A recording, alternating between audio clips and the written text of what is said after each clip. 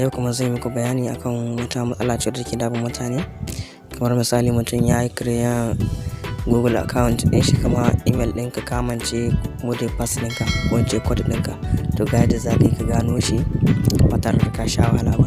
Yanzu misali sai ka shiga cikin opera kamar wannan Google Chrome, kana shigowa cikin ta ya nuna ma wannan fuskar, sai ka taɓa waɗannan madannan guda uku ga su nan kuna gani, sai ku taɓa su, zai kawo ku a nan wannan wurin, sai ku taɓa parameter ga nan kuna gani wajen setting, sai ku shigo. Idan kuka shigo zai kawo ku wannan wurin gashi nan, sai ku taɓa wannan mode pass ɗin nan, kuna shigowa sai ku jayo sai ƙasa wannan abin na ƙarshen gashi nan kuna gani, sai ku taɓa shi. Idan ya kawo ku zai nuna muku email ɗinku da mode pass ɗinku gashi nan duka kuna gani, sai ku taɓa wannan gashi nan kamar ajiya nan, sai ku taɓa ta kamar haka.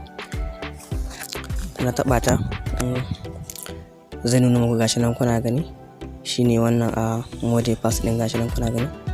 Shikenan sai ku nemo abin ku, babu wata matsala gashi nan kun gani, kawai ba wata matsala nan za ku gani.